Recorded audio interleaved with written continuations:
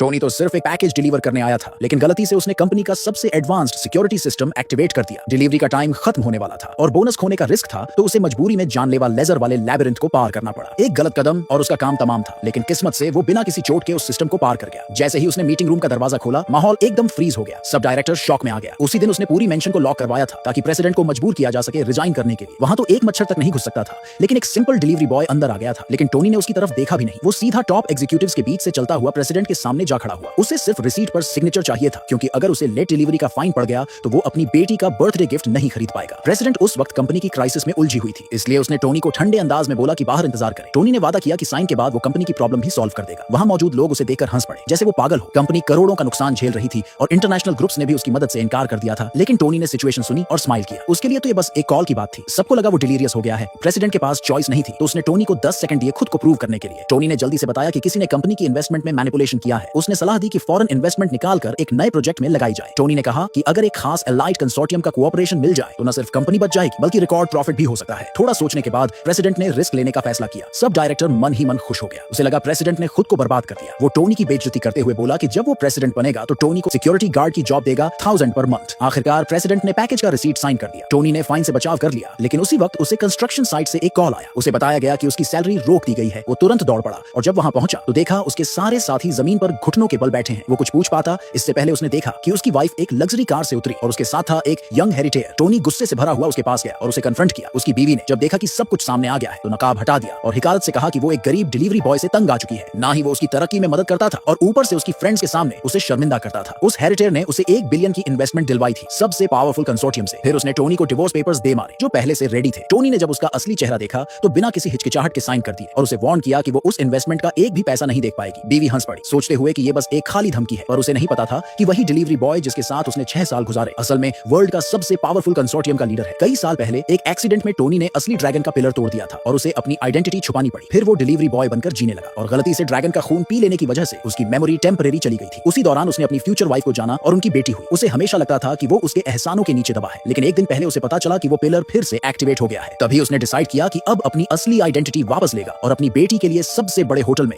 Birthday party organise करेगा। इतना ही नहीं, उसने अपनी वाइफ के लिए एक सीक्रेट गिफ्ट भी प्लान किया था, 10 बिलियन की इन्वेस्टमेंट। लेकिन अब वही गिफ्ट उसकी बेइज्जती और धोखे की वजह बन गया। उधर प्रेसिडेंट को उसकी सेक्रेटरी से एक गुड न्यूज मिली। कंपनी ना सिर्फ बच गई थी, बल्कि उसे एलाइड कंसोर्टियम से कोलैबोरेशन की ऑफर भी मिली थी। उसी वक्त उसे समझ में आ गया कि टोनी कोई आम आदमी नहीं है, लेकिन उसकी सेक्रेटरी ने उसे चेतावनी दी कि वो बस एक पावरलेस आदमी है जिसकी शादी एक एवरेज बिजनेसमैन की बेटी से हुई थी। शायद बस उसकी किस्मत अच्छी थी, लेकिन प्रेसिडेंट को ऐसा नहीं लगा। थैंक यू कहने के लिए उसने स्पेशल गिफ्ट रेडी करने का ऑर्डर दिया और खुद उस ग्रैंड बैंकेट की तरफ निकली जहां टोनी मौजूद था।